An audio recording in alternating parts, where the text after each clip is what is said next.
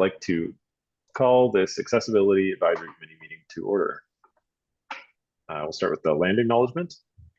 The town of Aurora acknowledges that the Anishinaabe lands on which we live and work are the traditional and treaty territory of the Chippewas of Georgina Island, as well as many other nations whose presence here continues to this day.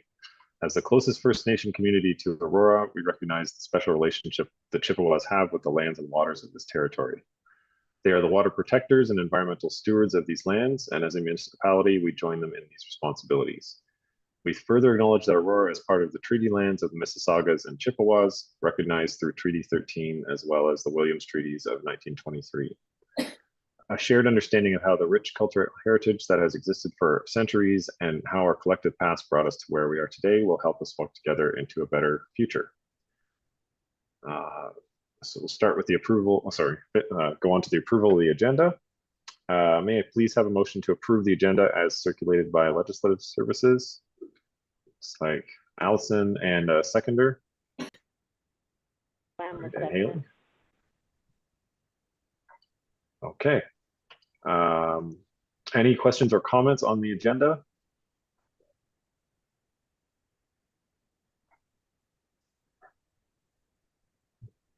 If not, then all in favor? Aye. Aye. Okay, that carries. Are there any declarations of pecuniary interest? All right. And for the minutes, may I please have a motion to receive the meeting minutes of October 11th, 2023? Moved by Allison and seconded by Haley. Any questions or comments on the minutes? Okay, so all in favor of receiving the meeting minutes? Aye. Aye. All right, that carries as well. We have no delegations this evening, so we'll move on to matters for consideration. The first being item 7.1, the memorandum from Accessibility Advisor regarding the site plan application SP 2023-12, submission number 1, the 1588 St. John's Side Road. May I have a mover and seconder to put this item on the floor for discussion? Allison and Joanne. Thank you. All right, Greg, would you like to speak to the item? Gladly. All righty. So, yeah, I have both files loaded, so it's a little slow today, so bear with me. Okay, so this is, we'll start with the overview. This is a storage unit, industrial unit that is being proposed at 1588 St. John's Side Road. So we're going to start with just kind of that front entrance, the look, the side of the building, and then front on. So the main entrance is down here. So here's an overview of the facility itself, the general site plan. Zoom in a little.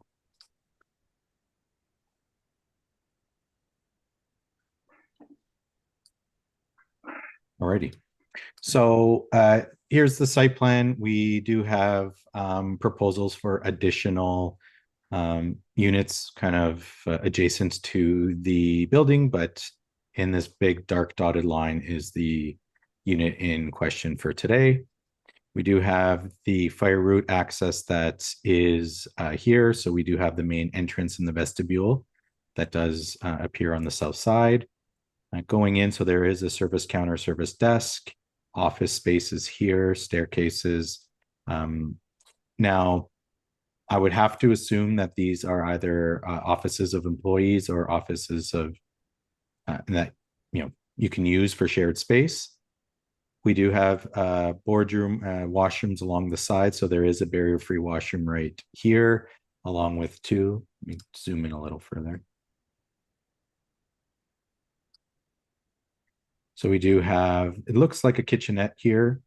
The barrier-free washroom, we have two other washrooms, and then we have all the storage units in the back with an elevator shaft that goes up to the additional units.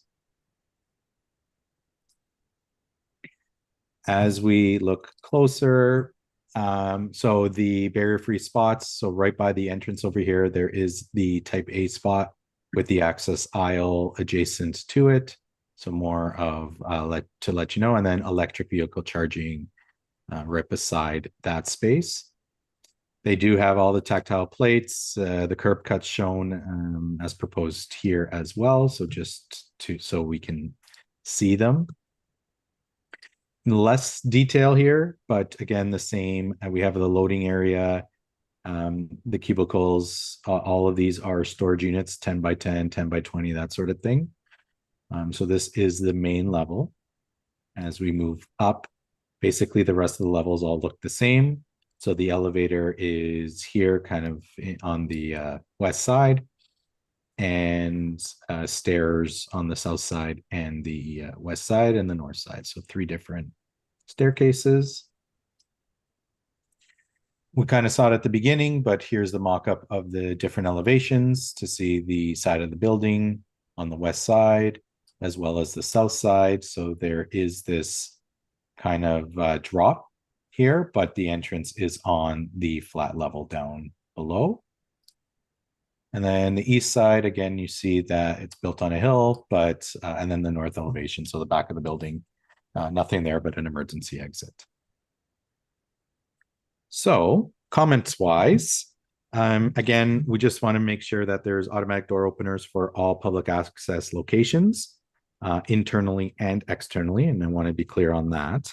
The path of travel, where you want to ensure that it's at least 1500 millimeters throughout the storage units. It's unclear from the site plan what the space is in between each storage locker.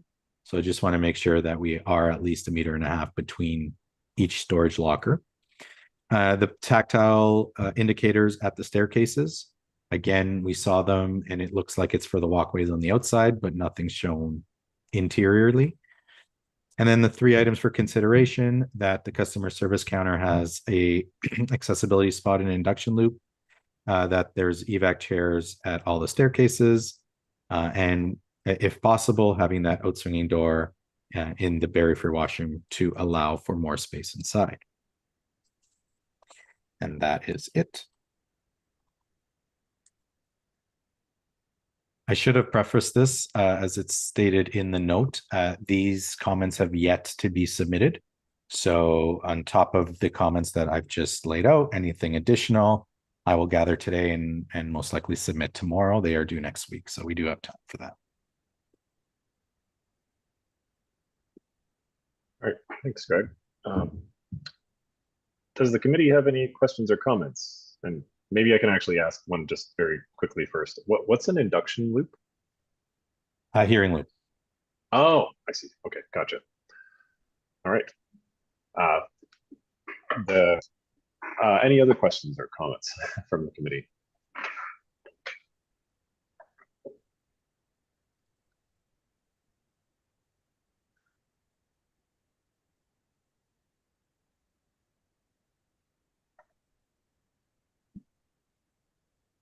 Maybe I can ask another then as well. For the, I don't know if there needs to be any accessibility into the actual units themselves. Like these are sort of just, I guess, like bay door type, garage door type units.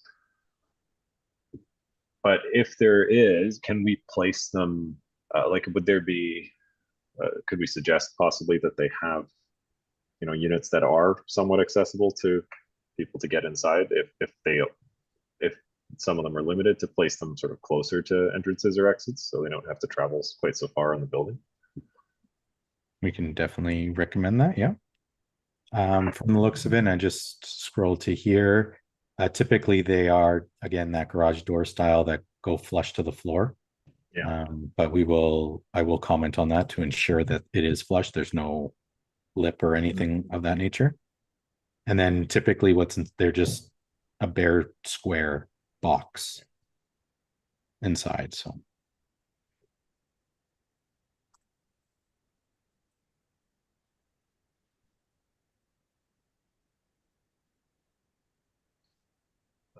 If there's no further comments on it, we can vote on this item. All in favor? Aye.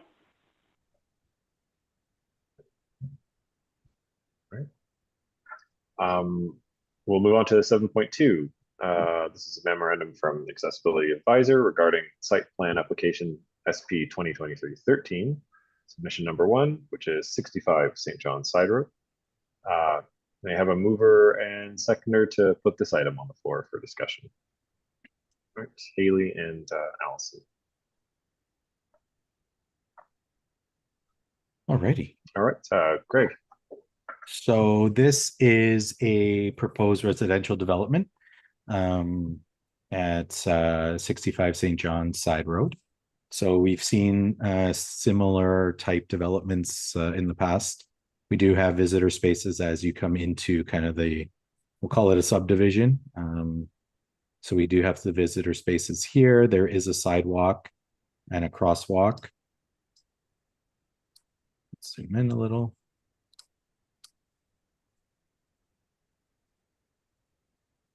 There we go.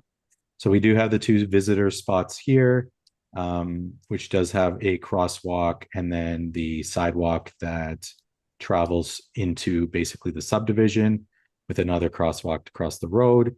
There are additional visitor spots here, so 5 along the side and then the 5 at the front to make 10 total. Technically, they only need the 1 barrier-free spot. They've put 2, which is great. And then every one of these is it's its own townhouse with a 1-spot parking spot and a garage inside. And as we move on, just a look of the houses themselves. There are stairs, quite a few stairs based on the elevations that are captured here. Oh, that's it. It's just the 2 pages.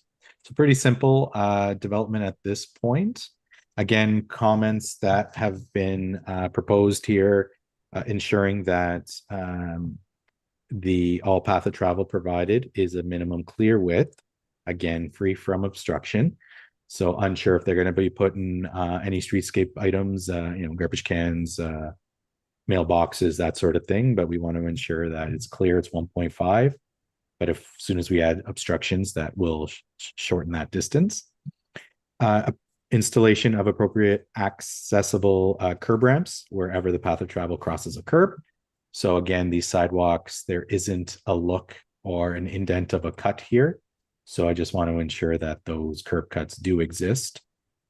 That the accessible curb ramps also align with the crossing routes along the vehicle roadway with the truncated dome detectable warning surface. So that's the kind of the plates that go on the curbs where we cross. Ensuring snow storage does not interfere with the barrier-free visitor spots nor the path of travel. So typically if a plow is going to come in, it's going to be pushing it onto the sidewalk, which would interfere with that path of travel. So ensuring that that is not blocked. This is an amenity space, but most likely also a snow load area because of the space. There's not really anywhere else to put that snow load, and it's not listed on here. So again, just that comments, and then consideration is offering accessible housing for the community. So lowering the steps and lowering the grade to remove those barriers is definitely a consideration. So I have put those comments in there, and that's it. All right, thanks, Greg. Does the committee have any questions or comments on this item? Yeah, Allison. I love that you said, would any of this housing be accessible? It's never in the plans from the build.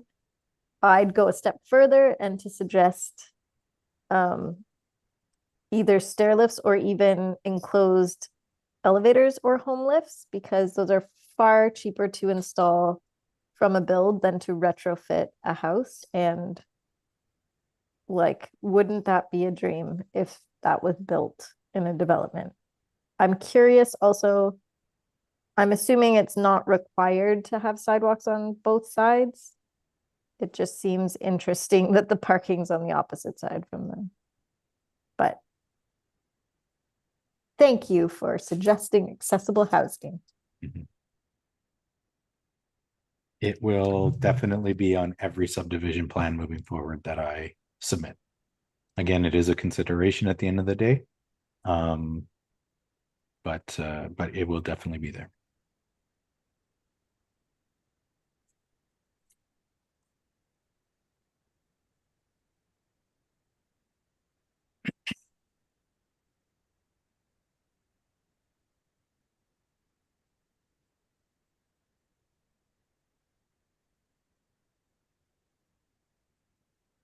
For the spaces in front of the houses themselves, they have parking of their own, right? The individual homes, like Yeah, driveways in front, the driveways will be their spots, yeah. right? So it'll be the mean, into the garage. I suppose that there's no, like, what constitutes the difference between a accessible and non-accessible space when it's not a driveway space? Width, I would imagine having the side, like the sort of aisle on the side. Would there be any requirements for that in like a driveway space in a private dwelling if they were to try to make some of these units more accessible? There is no requirement for private dwellings. It's only for public access. So these spaces, actually, now that I see it, if it's 3.4, that's actually below standard. So it should be 3.65 meters. And so I'm going to actually adjust the comments there. But they are two wider spots. 2.7 meters is a type B spot. So they're bigger than a B, but smaller than an A. And with the 1.5 access aisle. So we'll see. I'll comment on that. As for the driveways, no. But the driveways themselves are much wider than the 3.7 meters. I believe actually it looks like they're 3 meters now that I see it. Yeah, so, for a single space, they're narrow. In your consideration around, removing steps and other barriers, I wonder if that could be included as well, just to accommodate vehicles that need, access on the side. Yep. And thank you for commenting on the snow storage, because that is a regular headache at multiple locations where at least one of the accessible spaces is partially blocked by snow.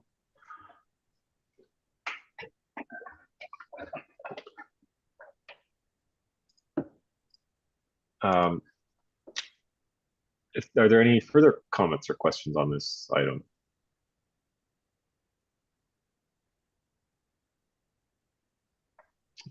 All right, then I'll call a vote to carry this item. All in favor? Aye. All right, that carries as well. So we can move on to 7.3, which is the roundtable discussion, continuing roundtable discussion regarding the Town of Aurora multi-year accessibility plan. May have a mover and seconder to put this item on the floor for discussion. All right, Allison and Haley again. Greg, if you would like to speak to this item. Yes. Okay. I do have a few pages, so bear with me. We'll have a conversation here, but I do have quite a few updates. I will bring up some of the questions that were actually brought up at our last meeting, so hopefully we can answer some of those, and then bring up some of the stuff that we've been doing since our last meeting. And then I was also at the Ontario Network of Accessibility Professionals conference last week, 2 weeks ago, sorry, out in Brampton. So I do have some updates of upcoming changes and some news with the AODA and Accessible Canada and that sort of thing. So I will kind of bring all of that to the table this evening. We'll start with some of the comments. So from our last meeting, I believe when the committee was reviewing the previous plan, there was a comment made that as a committee, can we increase the number of required spaces in a unit? And I believe the meeting before that, we discussed that if they are, I think we said over 100, I have to double check, but if we're over 100 spaces, we're going to automatically, by default, recommend 2 additional spaces, regardless of what the standard is. So we are still going to be recommending that. Again, this will be in the consideration section. But we can absolutely recommend any number of suggestions. I believe the last one was the senior residence or retirement residence that we were chatting about, and the reduction of spaces from submission 1 to submission 2 that I've tried to recommend to put back and increase further. But yeah, again, we can definitely recommend. We'll put them in the notes, and we'll leave it with them to deal with as needed. Assigning parking units, again, that would be a function of how the building is managed. That's kind of out of our scope. We can definitely recommend that this might be something they would want to consider. But at the end of the day, how they decide to manage that facility would be on them. I don't know if it's going to be, 1 spot per unit, if it's, 1 spot per 2 units, and you kind of have to fight it out. Like some of the other developments that are coming in, there's less parking spaces than units themselves. So again, that would be a function of, I guess, the condo board or the management team on how they want to implement that. I think there was a large conversation on the path of travel from those 3 visitor spaces to that main entrance, and then the blocking of that outdoor area. Unsure about that path of travel. I believe the side door, after it was looked into further, was actually an emergency exit. So those side entrances were not entrances. They were actually exits out of the kitchen and staff areas. So the only space, so I did comment on that, and to reduce the size of the outdoor space to increase that path of travel. So I just wanted to provide those updates, that all your comments were captured and submitted, and to clarify. There was a comment looking for an update on the Sark Gymnasium project. So I did email the project team, similarly to earlier this year when we had an update on Aurora Town Square. I was hopeful for them to come this meeting, but hopefully next meeting they can come and provide an update. I know that they've already started the digging and the work's already being done. So I know it's busy time for them. So hopefully December, if not January, I can get the team in to provide you that update. Comment on a wish list or a checklist for parks. I believe that was also brought up. We absolutely can do something like that, of that nature. As a committee, we can just have that conversation, provide that list. From here, what would need to happen at the end of the day is it would need to be brought forward to council.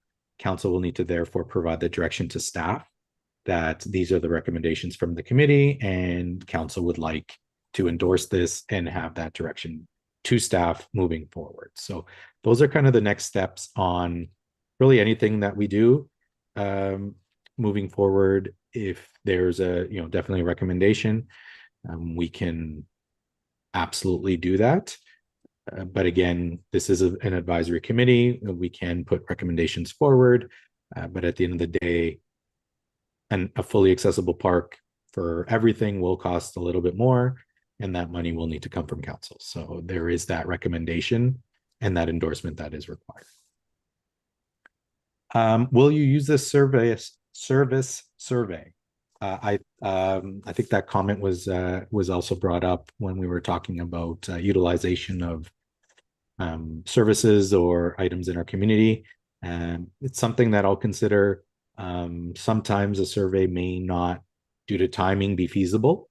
It's more so something that, due to the nature of timing, we'll just go ahead and do, because either A, it's the right thing to do, or B, we don't have the time to, put out a survey, because that will potentially cause an extra 4 to 6 week delay. But it is something that I will consider moving forward to work with our communication team to provide should we implement something. Multi-year accessibility plan, when are we updating it or refreshing it? Was a question from last meeting. So my plan is in 2025, we will do a thorough review of any outstanding items of the multi-year accessibility plan. From there, we will work towards a new plan starting in 2027 to 2030. So that would be the new term of council, is kind of where the multi-year accessibility plan will fall. So we will finalize that in 2026 at the end of the current plan and before the start of the new plan. And multi-year accessibility plans do need to be 4 to 5 years in length. I believe there's talk of reducing that to only a max of 4 years and not 5 years. So there is future consideration there. But once we do create and finalize and get endorsement from this committee, it will be presented to council for their endorsement as well. Moving forward. Question was asked on the audible pedestrian signal crosswalk inventory.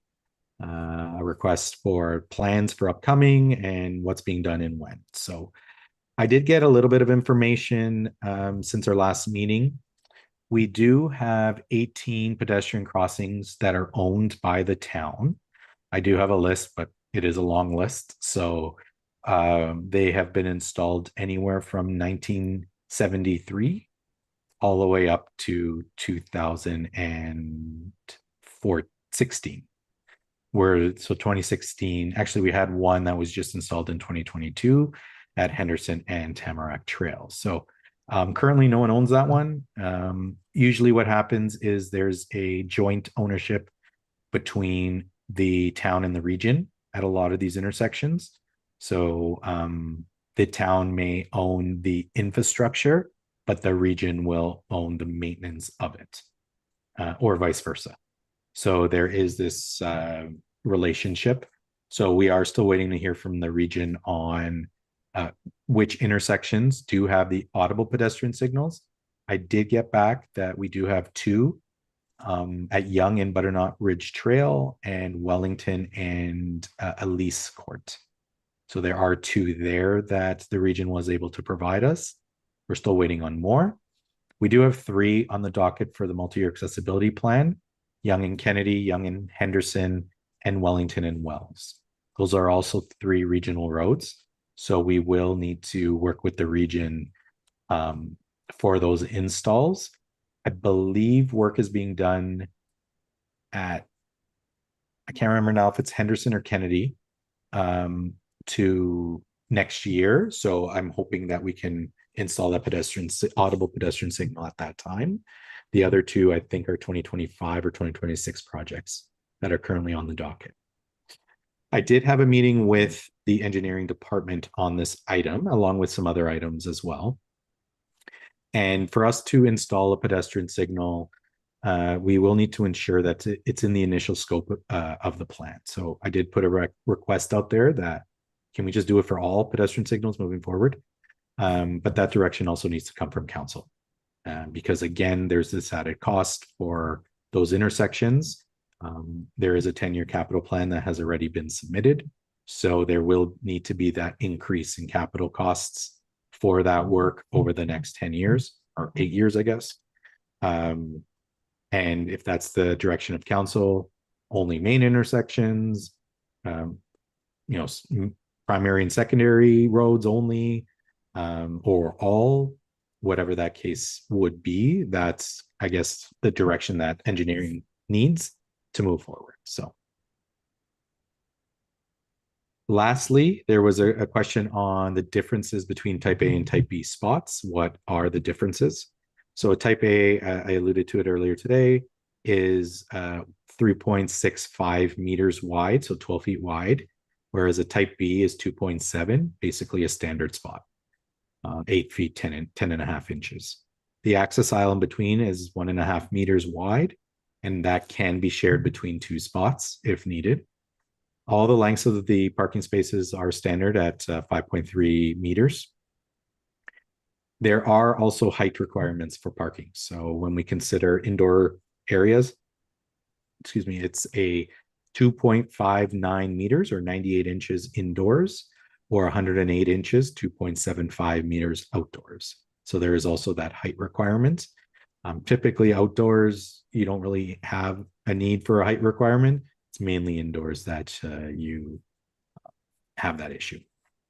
So those were all of the comments I think the committee brought forward from last meeting. And I guess I'll pause there and say if anyone has any questions on any of those answers, I guess, before we move into the accessibility plan updates. Yep, Allison, thanks for waiting. You're muted, Allison. When it comes to presenting things to council, can one of us offer ourselves to represent the committee and present something we wish to pass forward versus you presenting? Is that a possibility? So are you referring to like the parks checklist? Okay, so that would be something that the committee would work on, and then our chair, Councillor Kim, would take to council. So he would take it on our behalf. So every councillor is chair of a different committee. And it would be that at that point that they would take that to council to discuss, put on the floor, have a discussion, and go from there. My presentation to council will basically be limited to the multi-year accessibility plan, just presenting what we've done over the last term and what we plan to do moving forward. And, you know, should there be any questions, I would answer them at that time. But for all the other endorsements and staff direction, that would be brought forward by Councillor Kim to council. And then council is the only one that can direct staff. As a follow-up, could we apply as delegates to support his presentation and share like personal reasons why it matters? Linda, I mean, help me out here, but I don't see why not. I would, you know, I think at the end of the day, if like that conversation would happen with Councillor Kim, and if, you know, he's okay with it or he encourages it or it's part of the presentation and he'd, you know, like it, by all means. But yeah, I'd have to defer that one when the time comes. And then I guess we can have that conversation then.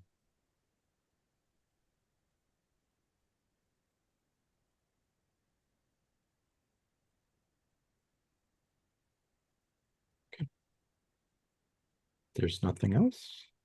Yeah, no other questions on that part. All right. So I'm going to start with the Ontario Network of Accessibility Professional Conference, ONAP for short, because it was a 2-day conference, and we did have Accessible Canada Standards Canada. Philip actually come in and speak to us directly, which was amazing. We had Julie Sawchuk come in and present. Who was the chair of the Design of Public Spaces update with the AODA as well. We did have CNIB and a conversation about service animals, as well as Access Now Trails come and speak to us. But the big one was also the Ministry of Seniors and Accessibility in Ontario, that their whole director team and the minister came to speak to us as well as professionals. So there are a lot of plans and updates moving forward. So brace yourself here, and I'll try to be quick. But accessible. So we'll start with Accessible Standards Canada. You may have heard of this. We already have AODA, you know, plan for Ontario to be accessible as per AODA standards by next year. So Accessible Standards Canada takes that further. They plan to remove all barriers in Canada by 2040. So there is this understanding. So Accessible Standards Canada is part of the federal government, but not reporting to any one minister. They kind of are their own entity, and they have sole funding to do this research Canada-wide. They bring in a ton of experts. They, I believe, have 70+% staff that work with them with disabilities, and every committee is also 70+% persons who identify as disabilities on their committees. They also have a very diverse committee structure, and it takes them months in order to find the right committee structure before they move forward. So that's one thing, I guess, about them and who they are. But there is this understanding that the codes and the standards across Canada need to be raised, and they will be recommending to do that. Their big focus is not necessarily you need to do X or Y, but they want to focus on building to equity. And so what that means, for example, is there's a fire in a building and everybody's on the 4th floor. For the person who can walk down those stairs, then the person in a wheelchair should be able to get down that same staircase the same way. So when we consider the type of work, ASC, says we need to be equitable, how everyone accesses the building, gets out of the building, uses the building, and that sort of thing. So that's kind of where their focus comes from. They are providing almost 140 pages of updates to the National Building Code, as well as by default, the Ontario Building Code. So they are focused on 16 different standards that are going to be redeveloped. Anything from communications to employment to public spaces, you name it, they're looking at it. These recommendations do go to the federal government, and then the provinces can choose to adopt those standards or create their own. Now, I believe it's Alberta and Ontario are the only two that have already done this. However, the work that Accessible Canada's Standards Canada is doing is far more than the work that the provinces have done. So apparently, Ontario has already signed up to update their AODA standards as per the federal changes. So whatever those changes will be, Ontario has already signed up to increase those standards. There is a tiered kind of system, 4 tiers with the new, I guess, accessible standards across Canada. Whereas like 1 is below standard, you're basically where you currently are. And 4 is you're exceeding the standard above and beyond what the standard is. So you want to sit at a 3. 3 is kind of meeting the new standard. 2 is we got some areas to work on. So that's kind of how their approach is coming. So I guess what I'll do is after each of these items, I'll see if there's any questions, because there is quite a few more that I have to say. And if not, then I'll continue on.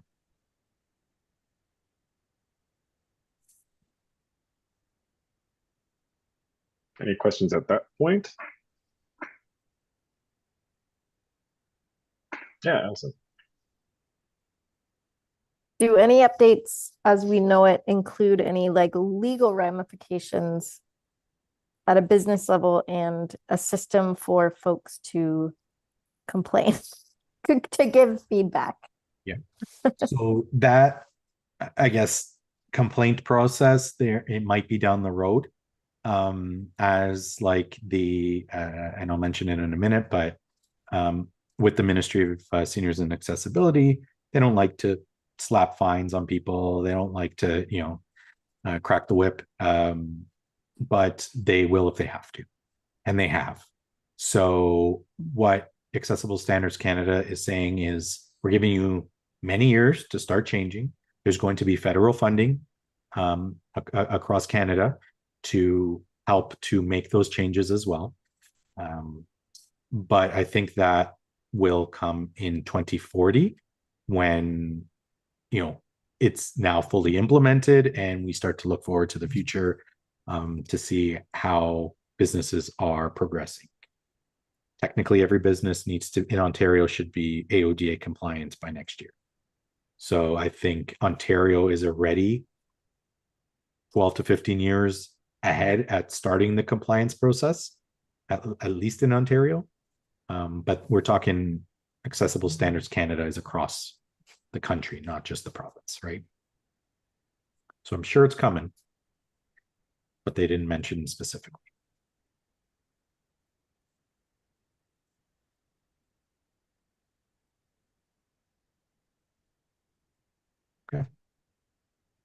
Any further questions at that point before Greg moves on to the next item? All right, take it away, Greg. So the moving on to the AODA, the current design of public space standard has been reviewed by a committee. Again, the standards committee chair is Julie Sawchuk. And so she came in to present, and I'm just gonna comment on just to highlight some of the changes that are going to be upcoming. That was presented. So a big thing with this review process is defining certain criterias.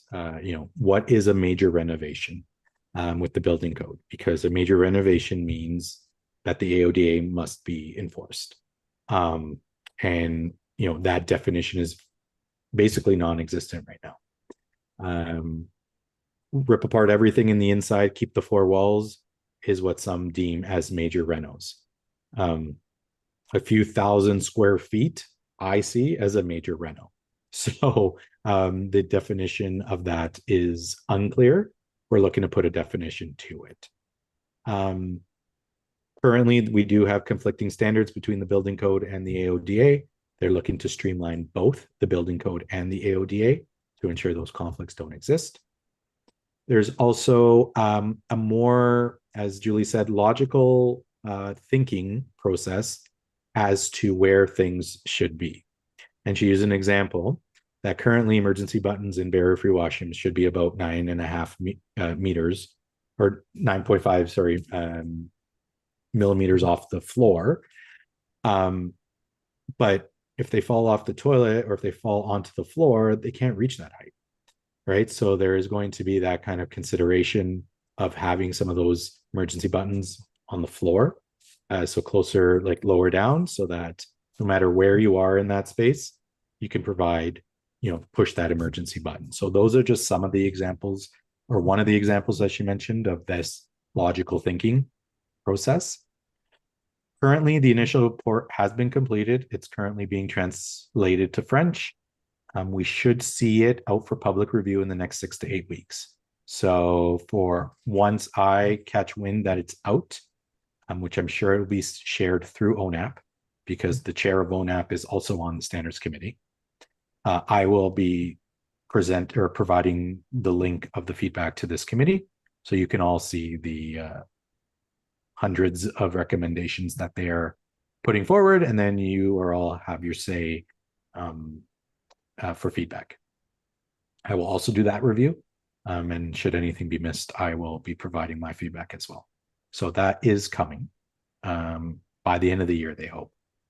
So some of the other items that they are looking at. Parking requirements and changes specifically to numbers and when, what types of facilities should have more and which type of facilities can have less. So those definitions will be coming.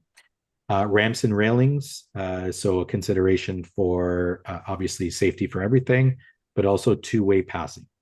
So ramps that are wide enough for two-way traffic.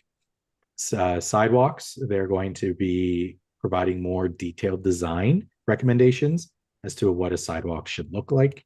Again, clear width 1.5 meters. Yeah, it's fine, but then they'll stick a light post in there. Well, now we're not 1.5 meters, right? So that streetscape kind of plan. They are recommending that all outdoor eating areas moving forward, they are all have seating that is accessible, not just a 10%, but 100%. Play spaces. So there is a focus not only for children, but adults too, specifically adult fitness parks is the comment that they made. So having accessible adult fitness parks would be something that they are bringing forward. Boardwalks and beaches, not so much relevant for us, but ensuring that they are safe and they do have more accessible options and features. Connections. This is a big thing that Julie chatted about. So we did allude to it actually at the last meeting when you were talking about, path of travel from those parking spaces to the front door. That is basically, a conversation of once you're in the building, it's very accessible. You can get to the parking space, which is accessible, but from the parking space to the front door, there's always barriers. So what the focus here on the recommendations is to include that travel as well, so that those connection spots from one to another. Trails and rest areas, further standards on those. Some examples again, wider spaces. If you're going to put a concrete pad with a bench, to extend that concrete pad, not just put a concrete pad for the 4 legs, but a concrete pad plus space on the side for wheelchairs, strollers, walkers, anything else, right? Maintenance requirements are going to be now listed for accessible items, pedestrian signals, that sort of thing. Building controls, so fire escapes, signage, etc. So there's going to be specific standards for those. Washrooms, this is Julie's thing. She's going to create a very clear guide of what an accessible barrier-free washroom looks like from the ground up. So it's not up to interpretation no more. It will be very clear with pictures and diagrams. And they also now venture into residential units and what a truly barrier-free residential unit would look like. This will then extend to hotels, units, and that sort of thing, which is unfortunate because at our conference, we did change hotels to ensure they had the barrier-free spaces.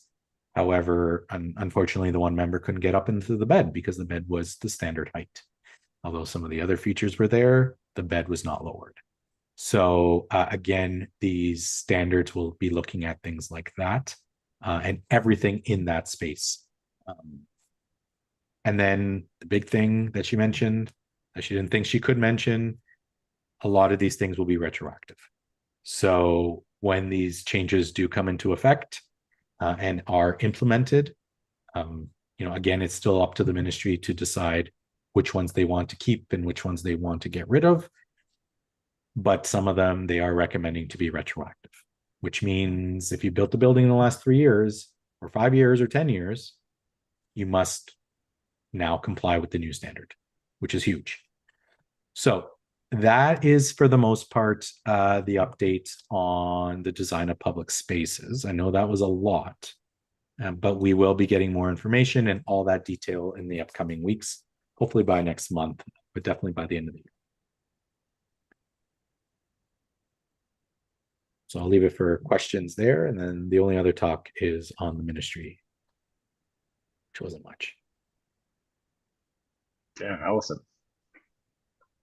First, I have a question.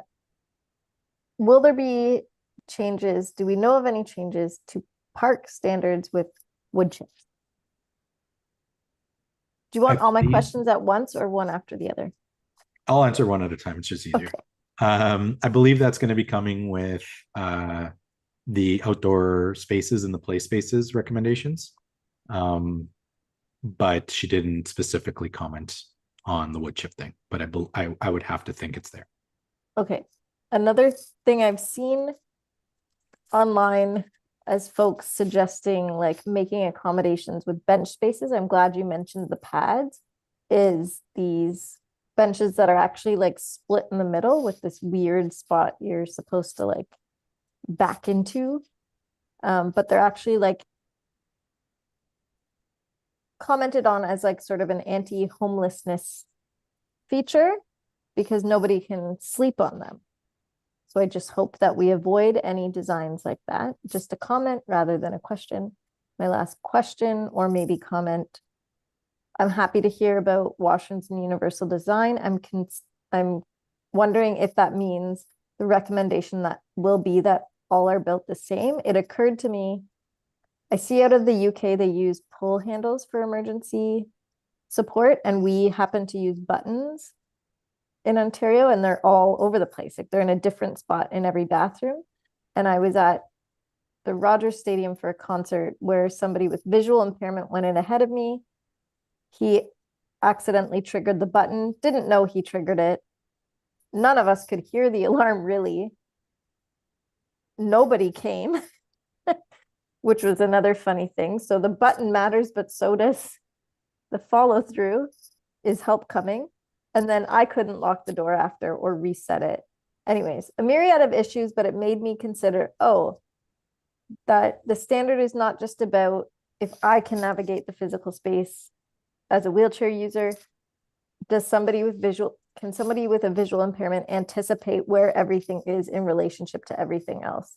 So I hope that that recommendation is made. And I trust Julie. I love her Tuesday toilets on Instagram. Plug for Julie. Mhm. So on that note, I would again have to think yes for that consistency piece. However, every building, every space does appear to be a little bit different. So once those standards come out, I think we can definitely look into that to see how it's listed and laid out. Again, this is just high level of some of the items that she commented on, but there's a couple hundred that are being recommended. So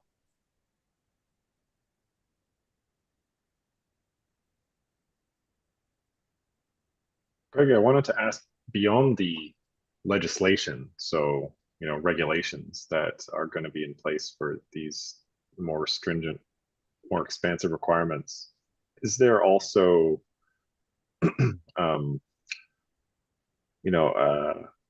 encouragement to go beyond? So you said there's sort of a ranking scale. So meeting those regulations is one thing, but sort of exceeding the regulations or showing leadership there, are there going to be, grants or other encouragement to go beyond that as part of this legislation? nothing has been mentioned on that. I think the encouragement is when they slap you with a $1.5 million fine for not complying. I think that would be the encouragement, which the ASC, this Accessible Standards of Canada, the maximum fine is upwards of $1.5 million. So they are quite aggressive on that end.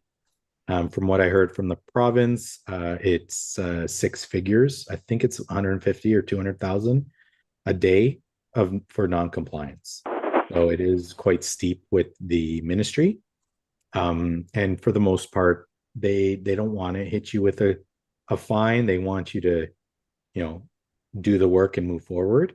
But should you blatantly disregard the accessibility standards, then they will slap you with a fine. And apparently they have. So right. I'm wondering if the carrot as well as the stick approach works in those, because I think a lot of accessibility compliance and general regulatory compliance, a lot of, especially corporate entities, they're trying to spend as little as possible on compliance. So often if there's a positive incentive as well as the threat of fines, that works too. This might be a discussion way beyond, any of our pay grade, but it would be interesting to know if that's where, if there's any sort of encouragement, not just to meet the standards, but to, show leadership in exceeding them. I think though that leadership, a lot of it happens within our public facing companies, municipalities. There's 444 of them. TTC, transit companies, that sort of thing. A lot of that happens, kind of at that level. It would be lovely if we can get treats for doing above and beyond, but unfortunately, the province has over 450,000 organizations within the province that must comply. So that number with 15 staff is quite difficult to gets to all of them naturally. So instead, they hit the 4,500 large organizations that are in Ontario, the largest, I should say, and are starting to do more and more desk audits as they go around. So this year alone, from what I've heard, ministry has done at least 7 or 8 different municipalities. They've asked different things. They've asked to look at different things. TTC has been audited. Brampton Transit's been audited. Oshawa has been audited for their boardwalks and bridges and pathways outside in their trails. Toronto's been audited, I believe, for their beaches, and a few others. So they are doing these desk audits. Some of them are just show me a picture of. Some of them are give me a date and I'm coming to measure with my tape measure.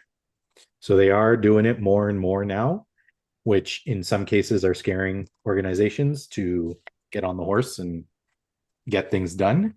But we'll see when we submit our compliance report what they want to see, if anything at all.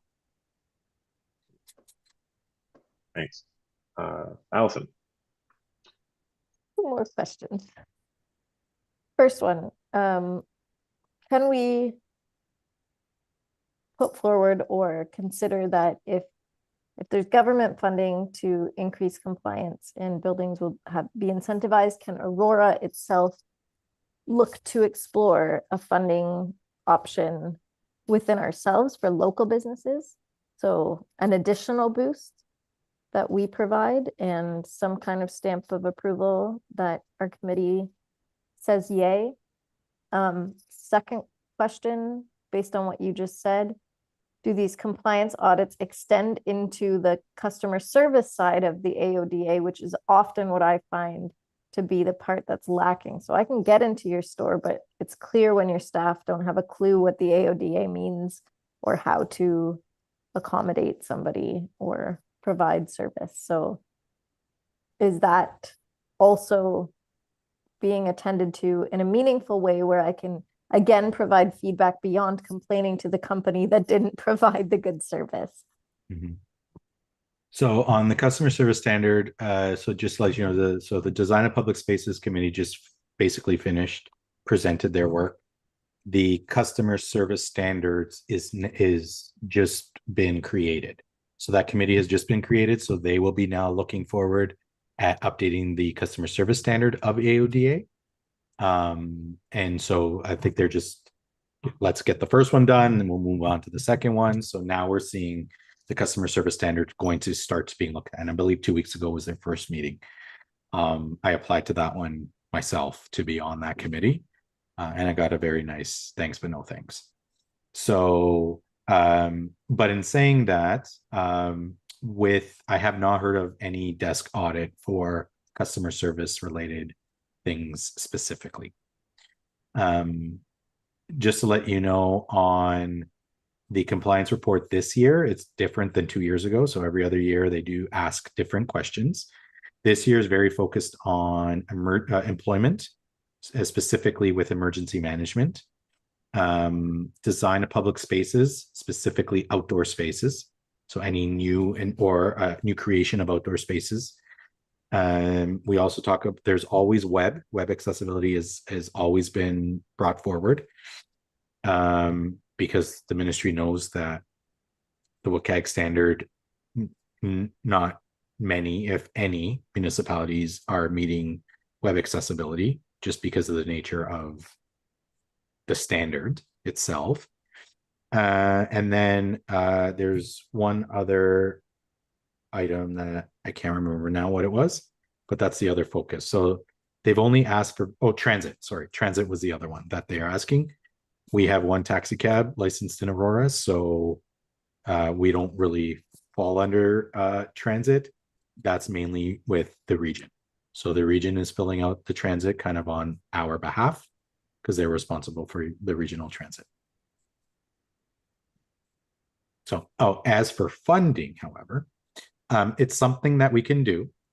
Since our last meeting, I actually met with our economic development team, and working now with the Aurora Economic Development Committee to provide recommendations specifically with our downtown core and helping businesses in our community.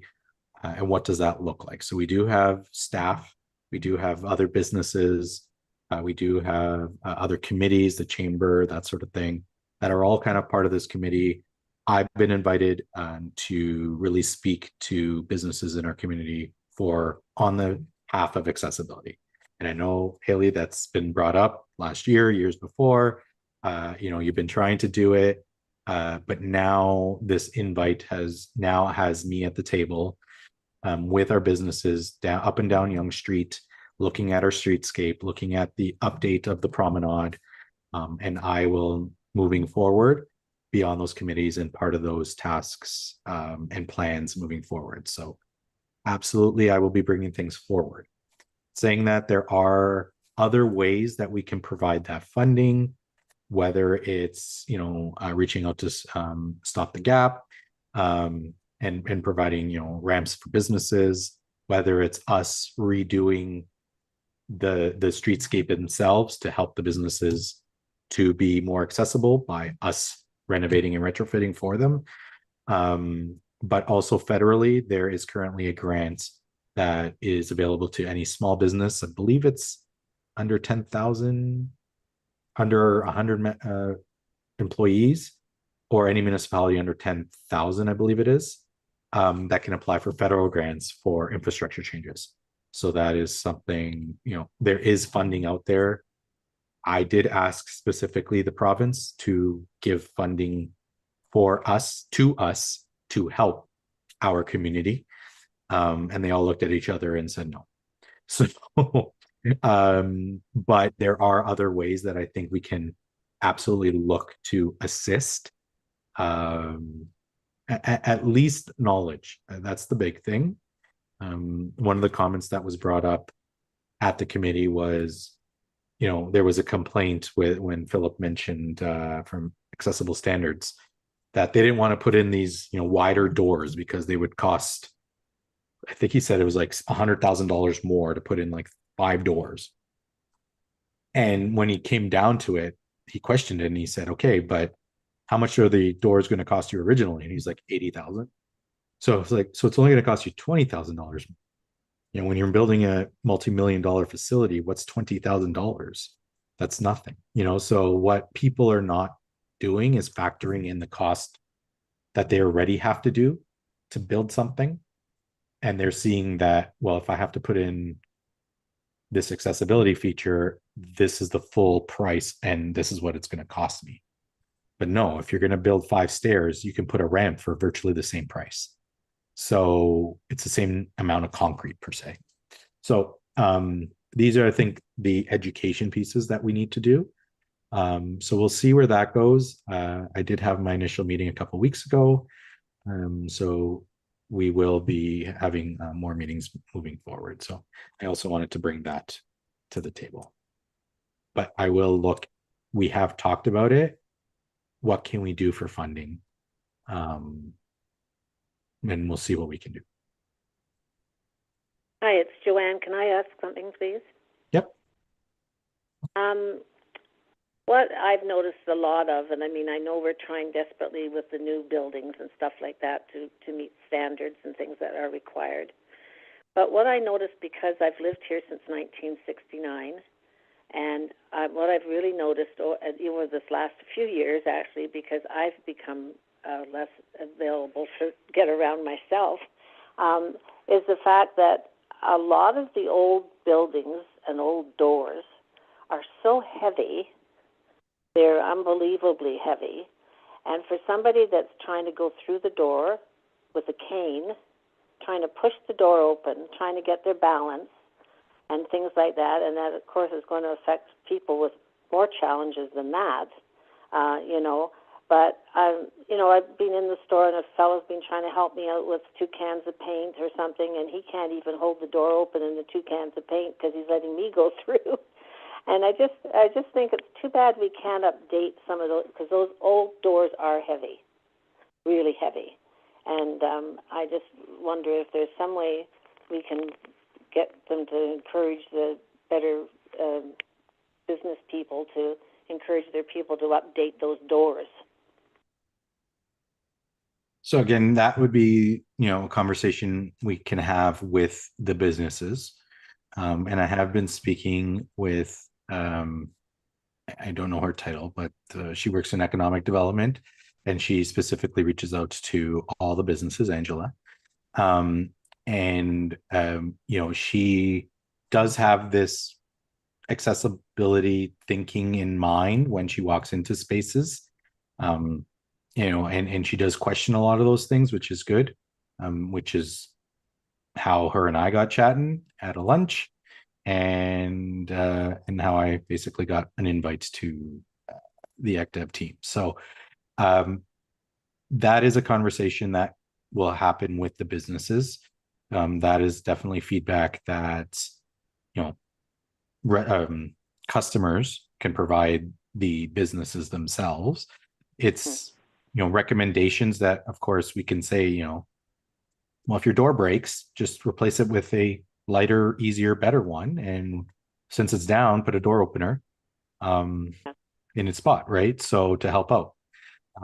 A heavy door is fine if there's an automatic door opener that works, right? So I think there are things that can be done, but as a municipality and as this committee, again, we can only do so much and recommend. That's kind of outside the scope. I try not to say anything about the committee when I do things, but I'll say things like, an automatic door opener might help you carry those cans of paint or something.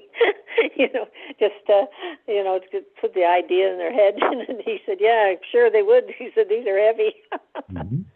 So, but anyway, I just thought I'd just bring that forward. So. Yeah. And that's part of the, universal design. It'd be great if there's sliding doors, automatic door openers everywhere, ramps everywhere. Or even just the door on the main level. Like, why do we need stairs to get up?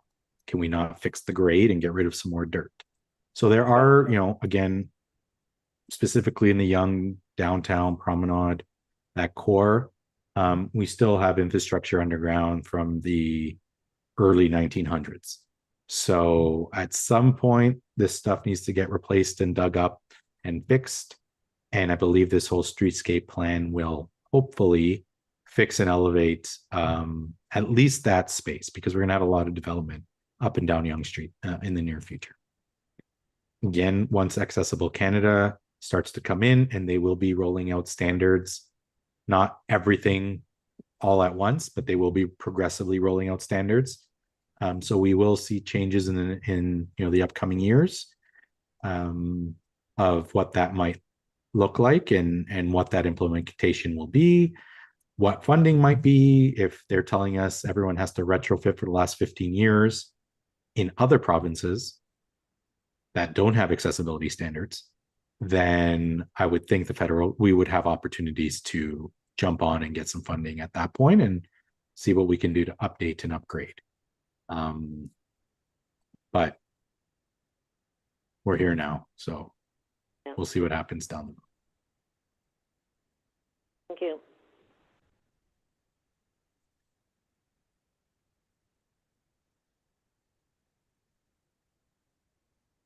Alrighty. Greg, back to you. I think there was another topic you wanted to go so through. just the ministry. I kind of touched on a lot of the stuff. They are working to compliance. Peter, you mentioned the carrot or the stick. They did mention they like the carrots, and they will whip out the stick when needed. So, and they have apparently. So, more so when I think businesses are not willing to comply, are blatant in their disregard. However, understanding that things take time, things cost money, they are willing to work with businesses to move forward. Now, if you're submitting, I think, non-compliance year after year, over and over again, and there's no progression, then there might be that piece. Other than that, I mean, I mentioned everything else with the ministry. There was a lot of talk directed back to them for funding, which doesn't sound like is the ministry's responsibility at this point. They'll provide funding for research. They'll provide funding for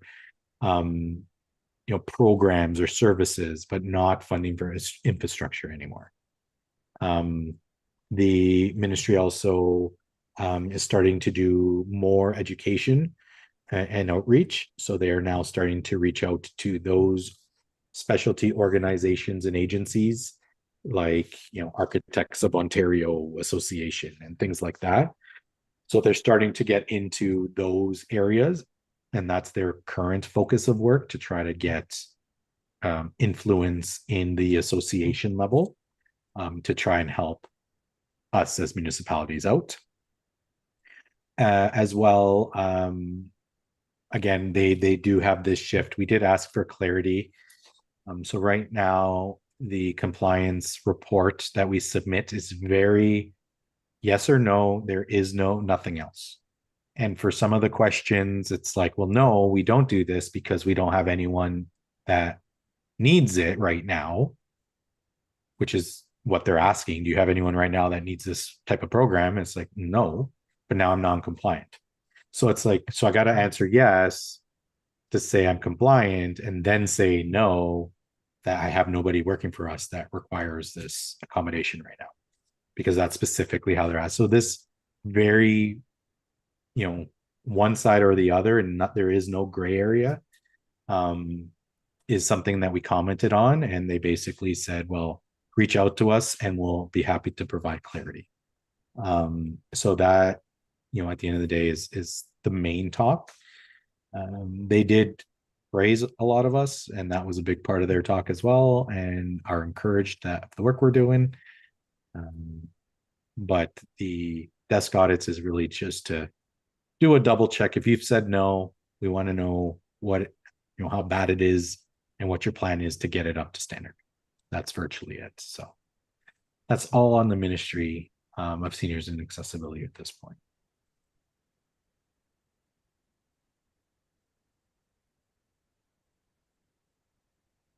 I don't know if there's any questions.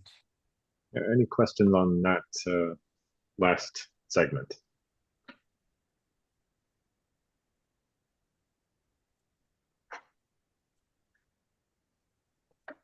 All right. So I got a couple more things. So I believe I missed it. I just put it in the wrong section. Web accessibility, I think, was brought up at our last meeting as well. If our website is, can it be more accessible? So it's a comment that we've heard a lot, and it's more so a nature of, individuals saying our website's not accessible because, well, it's hard to find information on it. So, that is, I think, one piece of it. The other piece of it is the WCAG 2.2 standard, that we will need to be compliant. So I believe the 2.2 just came out or is coming out in the next little while. But at a minimum, AODA requires us to be compliant to WCAG level AA 2.0. For the most part, we are website accessibility does sit with our communications team. We did just hire a web coordinator who is now solely responsible for the website, intranet and internet. So I've already reached out to him, and I will be working closely with him. Already got him on a couple of webinars, got him on some training, he's bringing in a lot of new cool ideas. And the first question he has is he's bringing to me saying, before I implement this, I want your thoughts on accessibility. So the good thing is he's thinking accessibility. At this point, we need to work with our 40 plus authors in town that have access to our website. It's a constant working with staff to ensure documents are accessible before they go online. And there is no municipality submitting compliance for web because of the nature of the standard, the difficulty to maintain the standard 365 days a year, because technically someone uploads something tomorrow, we are no longer compliant. So we do have the Browse Aloud tool that is currently on our website, and that does assist. They do have tools there that assist with accessibility, either reading the website, enlarging the website, changing the contrast, changing the language, that sort of thing. However, our contract is up next year, so we are looking at other tools that may assist us as well. So I believe, yeah, web accessibility was brought up. So I just wanted to comment on that piece as well. So.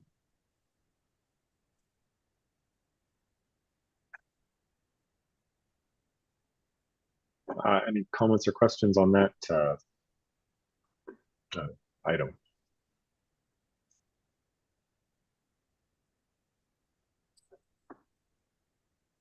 Okay. All right. All right. Greg? So 4 more updates on the multi-year accessibility plan specifically. So 4 items here. Just want to let you know that exploring the possibility of introducing accessible scooter parking and charging stations is one of our items. Currently, there is a bike feasibility study in draft and an EV program. And so the feasibility will be included in that feasibility study. So I did a chat with our engineering team who is responsible for that. And she did say that there will be components of that feasibility study in there. So it's currently in draft. So we'll see, as it gets more complete. But they did say they'll provide me with copy once it's kind of cleaned up and ready to go. So I just wanted to provide you an update there.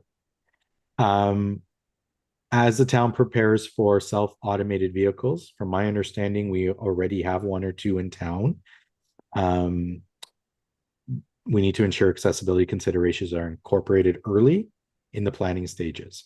So I will be also reaching out to the economic development team, as my understanding is they're the ones looking into this program. So that's on me to kind of reach out to that. Exploring a low-cost vehicle sensor program to help manage parking and curb space. So we were looking into it ourselves. That item is similar to like the GO station or the GO train, where it says the sign of how many spots are at which level. So that kind of program throughout town. Apparently, so I just found out the other day that a consultant did come in and review it with the previous advisor, with our traffic analyst, with our manager of economic development, and with our bylaw manager. And it was way too expensive, way too costly. And at that time, there wasn't interest in a program like that. So I don't have any details beyond that. That's not to say I'm taking it off the plan, but maybe there's something that's going to be cheaper in the next year or 2. So it's kind of a consideration and a delay moving forward. The last item is the conducting a review of parking policy practices and procedures, using an accessibility and equity analysis for developing a strategy to reduce barriers that significantly limit the mobility of people with disabilities. So I did get told that we do have a Stronach Aurora Recreation Complex parking lot review that will be completed next year. I will be part of the interested parties that will be involved in that plan. And should there most likely be any questions or concerns at that time, we will be bringing it to this committee for review and commentary as well. So just want to give you a heads up on that. The Aurora Seniors Center, and I believe by extension Town Hall, is currently in the budget to be reviewed for, I believe, 2024 or 2025. But it's currently in the budget. So if it gets approved, that lot will also be done. There is no current plans for AFLC and Joint Operations Center. The Aurora Town Square isn't even completed yet. But that review, I guess, would have been done previously with the previous advisor through the planning process. So that is an update there. So there will be work involved in the near future. I think the SARC, we're just waiting on the construction to be finished. I believe the study can happen first, but then, of course, all the renovations and retrofits as needed will be looked at. At original onset, a redistribution of the layout of the barrier-free spaces will be recommended, as well as an increase in the number of spaces. Currently, I think we only have 6. So I am recommending that we increase the number of spaces and redistribute along the front as well. So those are the 2 big things for parking. Beyond that, I don't know what else is going to be part of this thing. So, but that's kind of my aim and look moving forward. That is it for our multi-year accessibility plan update.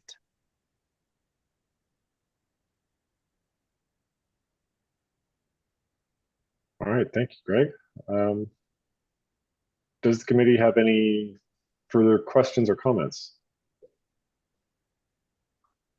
I got one. I'm Yeah. sorry, I forgot it. Treat accessibly. So this past month, we completed our Treat Accessibly initiative. Throughout the month, we had 250 people log into our webpage, unique visitors, which was great. I was at Haunted Forest on the 28th, I believe, with some signs, chatting with people. I handed about 20 signs out at Haunted Forest. So in total, we did have 66 households register for the month. And so again, I had no kind of thoughts. If I handed out one sign, I was happy. We had 66 households participate, which was great. But there was a lot of chatter and a lot of conversation. Like I said, I spoke to probably over 1,000 people at Haunted Forest talking about it. There were many families that came out that were in apartments, so they weren't participating or trick-or-treating. And a lot of families with young children who also, like myself, didn't participate just because we were out with the kids and brought them home and went to sleep. And so they weren't distributing the candy, but they were interested, should this happen next year, it would be something that they would consider moving forward. So hopeful. And now our goal for 2025 is to exceed 66 households participating. But I wanted to provide that update as well. I think now that's it. Yeah, Allison. Did the town get any feedback from families of kids with disabilities who are trick-or-treating and how it went? I did not receive any, although I emailed the families that were participating an email as what to do, some reminders, just to encourage those signs to get out a week early. But no, I do not unfortunately hear about any. Would have liked to, but just anecdotally, we had a sign out on our lawn for a couple of weeks before. We did set up for accessible in the garage, so we got several comments from people. No one who needed accessibility aside from strollers, I suppose, who came up, and but lots of comments and that it had been noticed around the neighborhood. So hopefully that's a good start for next year. At Haunted Forest, I overheard when I was chatting with some families and walking to kind of my next area. I had all the signs out kind of while they were waiting for the buses, and I did hear a lot of families explaining to their partners or other families or friends that they came with what the sign actually meant. So it was also good that I guess they were looking into it or had an understanding of what the program entailed, or the initiative, I should say. And so that was also promising. My goal with this next year is to work with the region and other regional municipalities and have a village somewhere in the region, rather than kind of going out to Toronto and beyond. Some municipalities have done it at kind of their rec complexes, or they took their ice out and did it on their arena floor or that sort of thing. I don't think we can do our ice, but we can definitely look to find a space in town or somewhere in the region that we can now invite families. So that is my goal. I've already spoken to my counterpart at York Region, and they're interested. So we'll see what we can do for next year and how we can expand this moving forward.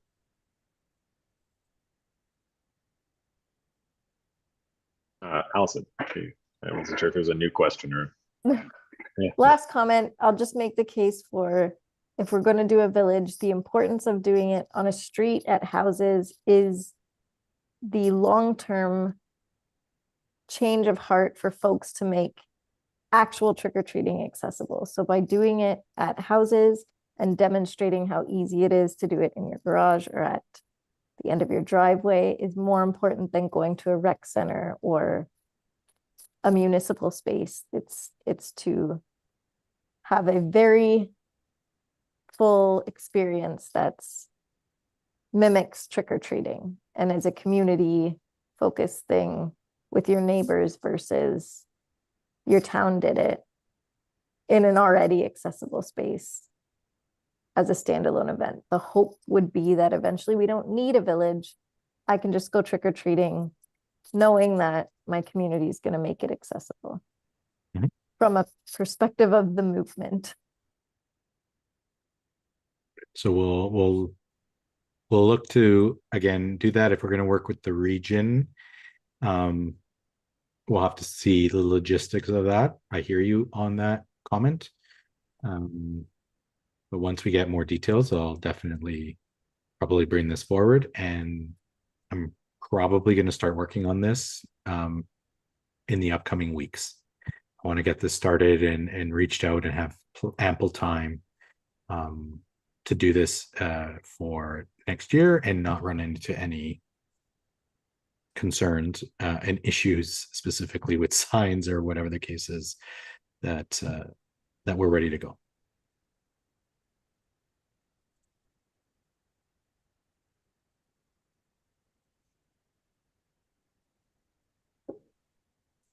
All right.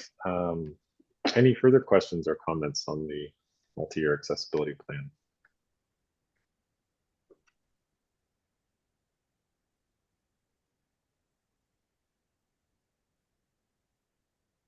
All right, if there's no further comments, I'll vote on this item. All in favor of carrying this item? Aye. All right, that carries, which brings us to informational items. There's no informational items tonight. Well, I've got And, one. oh, okay, I've got one. John. New business? Okay, new business, never mind. Carry Oh, on. sorry. Yeah, new business. Next item. I've got one. All right, John. Okay, so I'm pretty sure, 99% sure, the fact that this month marks the 20th anniversary of the start of the Accessibility Advisory Committee. Or there's a formation of that committee. So I guess it's through the provincial government's mandate was that each municipality over 8,000 or so had to have an accessibility advisory committee. I think that was 20 years ago. It was formed this month. So with the first meeting happening in January 2004. So I just want to make people aware of that over the last 20 years, accessibility has moved forward in this town. So that's all I have. Thank you. Wonderful. Any other new business? Yeah, great. I missed something. I'm sorry. No problem. I just wanted to provide an update for National Disability Employment Awareness Month back in October.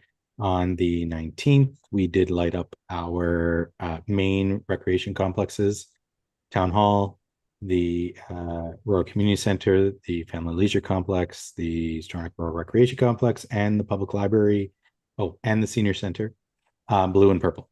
I believe the mayor did a proclamation as well and did comments. We had some social media posts.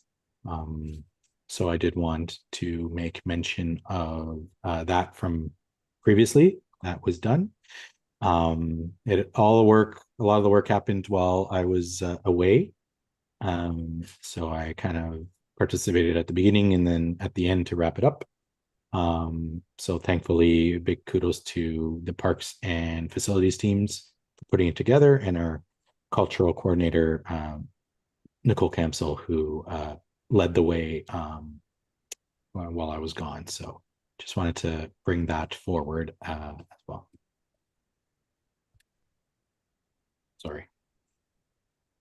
Not at all. Any further new business?